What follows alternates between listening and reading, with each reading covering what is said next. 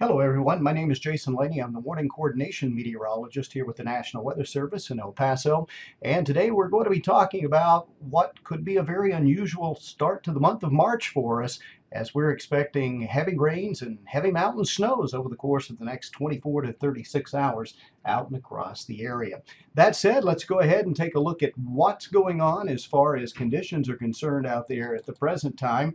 And that is heavy precipitation on the way. Now, I know it's basically dry on this Monday, but that's subject to change. We are looking for rain and higher elevation snow and a pretty good likelihood of this happening. Now, the precipitation's all going to get started later tonight, overnight tonight, and into early tomorrow morning across far west Texas. Then through the day Wednesday, we'll see the precipitation overspread most of the area with snow beginning to accumulate even at elevations as low as 6,000 feet in the Sacramentos, maybe a little bit higher than that in the Gila.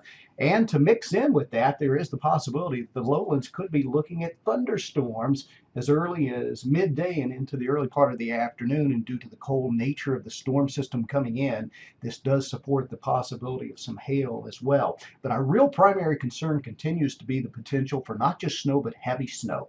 At elevations of 7,000 feet and higher across the Sacramento Mountains, we're currently forecasting 7 to 10 inches of snow. That's significant any time of the year, especially early in March.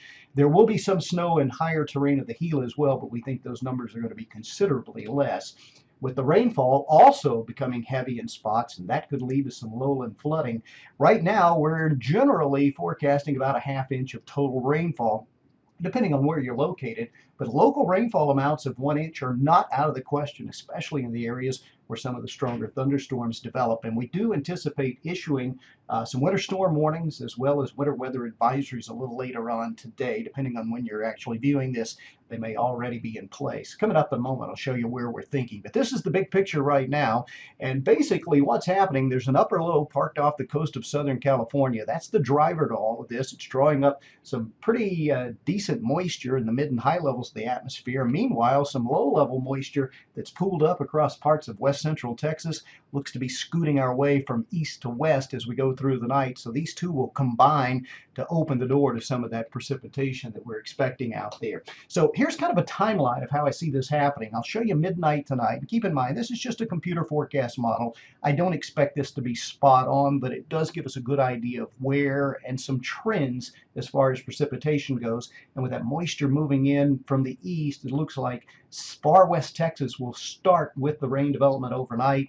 And then by daybreak, while it will continue to rain across parts of far west Texas, we'll start seeing a few additional showers breaking out from the Boot Hill across parts of, say, Doña Ana and Luna counties there, possibly even a little further north than that as well. And the precipitation continues to overspread the area as we go through midday or so on Tuesday. Now, the steadiest stuff stays in the east, but those shades of orange around El Paso and Las Cruces, up near Hatch, even not far off of Truth or Consequences, that's the area where we think we could be looking at some thunderstorms. That's the area the models are predicting the thunderstorms. So these could start about midday. And of course, you see up around Ruidoso down through, say, Cloudcroft and the southern reaches of the Sacramento Mountains. Blue is all snow, and that snow stays in place through the evening hours. Now, the thunderstorms will tend to clear out as the day begins to kind of fade away, but the heavy snow and precipitation over the Sacramentos continues. And if you think that we're done with the precipitation, think again, because as the upper low moves east,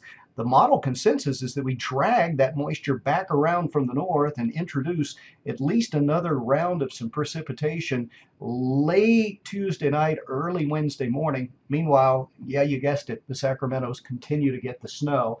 And it'll probably be sometime mid-morning or so on Wednesday before the snow finally tapers off up that way. So with an extended period of precipitation chances, obviously we think our precipitation totals are going to be somewhat significant.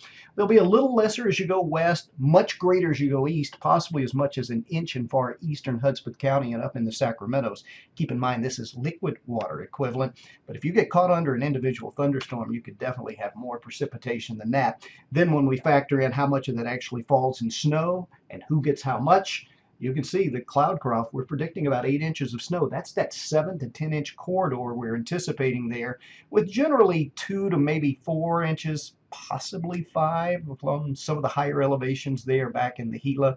But certainly our focus will be to the east in the Sacramentos this time around.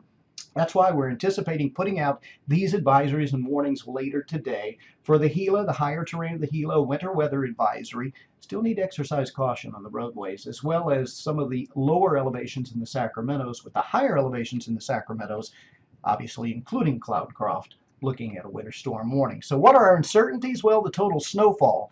And you probably think I'm thinking the snow may be less than what I'm saying, but I actually think it could potentially be more than that, because some of the computer models are forecasting even heavier amounts and the snow continuing through much of the day Wednesday.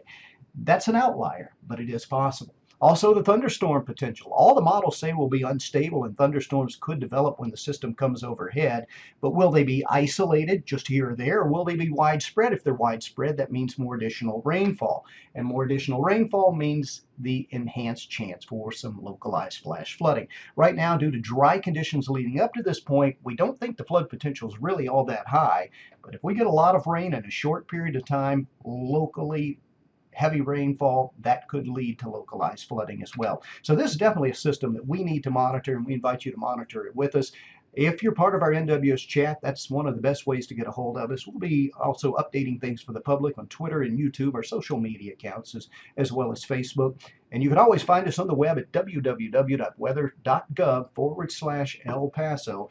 And if you have any questions, as always, please reach out to us here at the National Weather Service.